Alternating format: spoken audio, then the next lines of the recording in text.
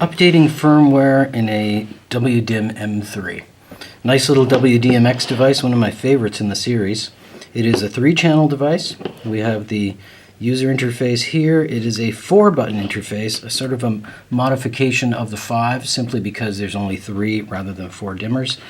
This is our port for the code loader cable. And just to clarify, code loader cable is this, with USB on one end, mini plug on the other end. This is how we get data out of our computer for an update into the product itself. So this goes into any Series 3 device. In this case of the W-DIMm3, it plugs in right there.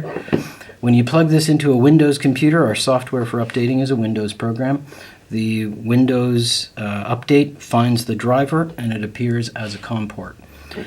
I have to say, and I'll say it probably more than once, the easiest way to get around this is to not have other COM port devices plugged in. If you've got other things that are COMs, just unplug them, plug this in by itself. If you have to have other things plugged in, you need to know which COM port number this is.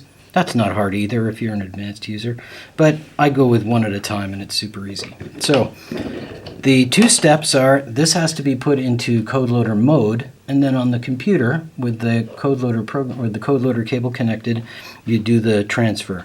So let's show you first how to put this into code loader mode. It is like all Series 3 devices, hold the Func button and apply power. So in this case, the Func button is here and power comes in over here. When you're in code loader mode, again, like all the devices, the green COP light comes on and it stays on for 5 seconds to let you get started. So you can see that there. That is the code loader indicator. When it's blinking, normal COP like that, you're not in code loader mode.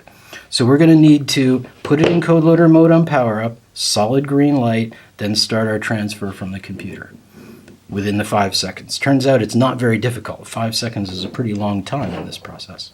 So let's plug in the code loader right here. Notice the connector is pretty close to the button, so it's no problem to get to it, but maybe a little bit difficult to see.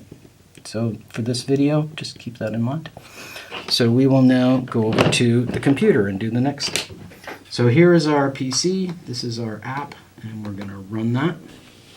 RC4 code loader, and we need to find the file. Here we're in our W-DIMM file. This is a W-DIMm3. You must load the correct file for the device that you're updating. And as I said, in my case, I have only one COM port. That's very convenient. If you have more, you've got to know which one it is. And now with the program and the COM port selected, click update and the process will begin. So let's get back over here, put it in code loader mode and do the job. So hold down Func, apply power, the green light is on, and I push update within the 5 seconds, which is really not that difficult. Now we're overwriting all of the firmware in that device with a new version. It is not, however, writing over the parameter storage. So if you've got settings in there, they're not overwritten. That is either good or problematic. If I have changed things in a firmware version and reorganized how data is saved, then that old data is kind of a little bit messed up. So I always recommend, after you've done an update like this, you'll do a restore defaults, which will configure the parameter memory where you're saving your settings to be ideal for the version you've just loaded. So that is always hold Func and tap Set A. Works like that on any RC4 Series 3 dimmer. Let's see if I can do it here on camera so you can see. It's a little bit difficult, much easier by the way if you just do it this way. Not difficult at all, it's down against the table. But here I am tilting, and so pardon me if it slips or something. It's a little bit of a task. So there we go, and we just saw some lights blink together to say that we're in that mode. So here, here we'll try again. So Func set A. I did have it, my hand was over it. Func set A, there we go. Those 3 LEDs blink together, and that means you've done the process. Here, I'll try it again. You don't have to do it multiple times, but I want you to see it. So there we go. That means you've done a successful restore. So that's the whole process.